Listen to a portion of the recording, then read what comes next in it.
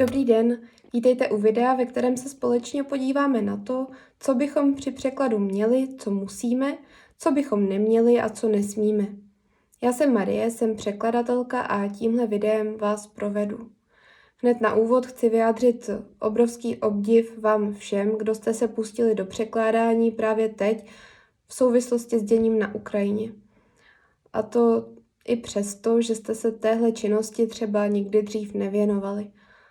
Opravdu velký dík vám všem.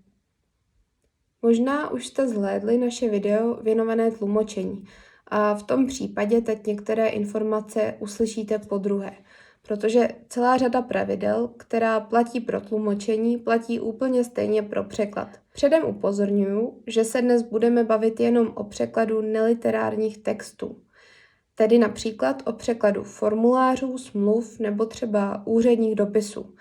Prostě takových textů, s jakými se teď nejspíš setkáváte úplně nejčastěji. Pojďme si sestavit seznam několika pravidel, jimiž bychom se měli při překládání řídit. Za prvé, smysl sdělení je alfa a omega. Význam původního textu se tedy musí shodovat s významem překladu. Chyba se v překladu občas objeví. Musíme se ale snažit, aby tomu tak nebylo. Chyby na významové rovině jsou totiž ze všech nejzávažnější. A samozřejmě v žádném případě nesmíme smysl měnit záměrně. Smysl je vždycky důležitější než forma. To znamená, větu děti vešly do místnosti, kde bylo teplo, můžeme přeložit jako děti vešly do teplé místnosti, aniž bychom se dopustili závažné chyby. Pokud je to však možné, snažíme se do překladu co nejvěrněji přenést i stylistickou stránku originálu.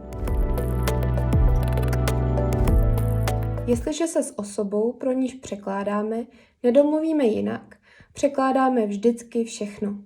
Jinými slovy, překlad není shrnutí. A je jasné, že vynechávat informace záměrně, aniž by o tom osoba, pro kterou překládáme, věděla, je tabu.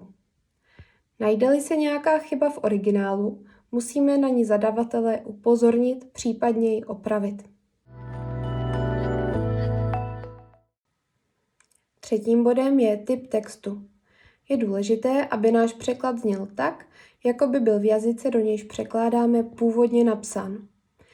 Když tedy překládáme například formulář z češtiny do ukrajinštiny, vezmeme si k ruce, je-li to možné, obdobné formuláře používané na Ukrajině a pokusíme se, aby se formulace v našem překladu podobaly těm v ukrajinských formulářích.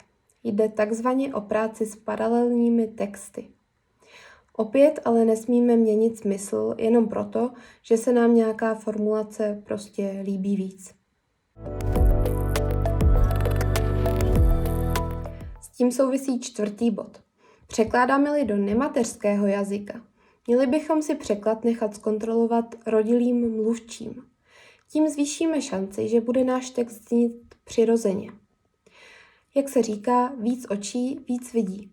Takže přečte-li si překlad někdo další, stoupne pravděpodobnost, že vychytáme všechny chyby, od gramatických po ty stylistické.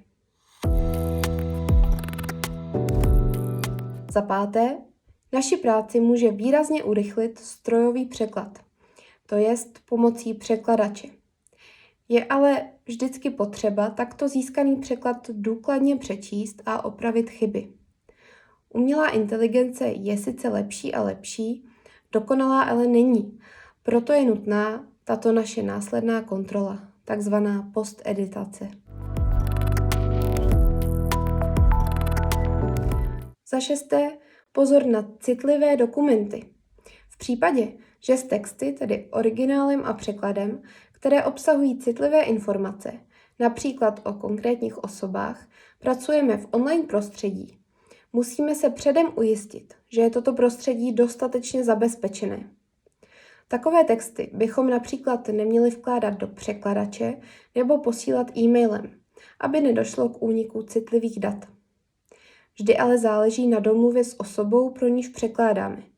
Bude-li si přát překlad s citlivými daty obdržet e-mailem, Můžeme ji upozornit na zmíněná rizika. Jestliže i tak daná osoba na odevzdání e-mailem trvá, samozřejmě jí vyhovíme. S předchozím bodem úzce souvisí bod 7. Zásada mlčenlivosti. To znamená, že obsah překládaných textů nikomu nesdělujeme. Za 8. Soudní překlad. Soudní překlad patří výhradně do rukou soudních překladatelů. Tento překlad musí být opatřen razítkem a, jak bylo řečeno, nemůže jej vyhotovit nikdo jiný než soudní překladatel, tedy ani dobrovolník, ani profesionální překladatel bez kvalifikace překladatele soudního. Za 9. Formátování. Doporučuje se v překladu co nejvíce zachovat formát originálu, ať už jde o odrážky, tučné písmo, kurzívu, nadpisy anebo třeba barvy.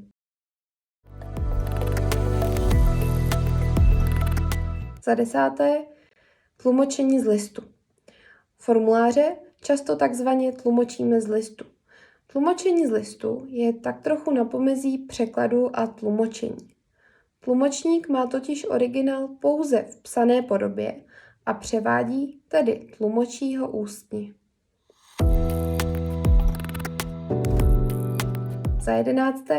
Stejně jako tlumočník, ani překladatel nesmí zapomínat na vlastní duševní pohodu. Není ostuda říct si o pomoc. Důležité odkazy najdete v popisu videa. A nezapomínejme ani na pohyb. Dlouhé hodiny u počítače totiž našemu tělu ani mysli nesvědčí. Důležitý je také objem práce. Neslibujme klientům více, než je v našich silách splnit. Menší množství kvalitně a včas odvedené práce je lepší než 1000 stran špatného překladu odevzdaného měsíc po termínu. To je ode mě všechno. Jakékoliv dotazy neváhejte napsat do komentářů tohoto videa, případně pošlete zprávu na náš Instagram. Odkaz najdete v popisu tohoto videa, jestli se teď tedy na nás díváte přes YouTube. Díky, že pomáháte.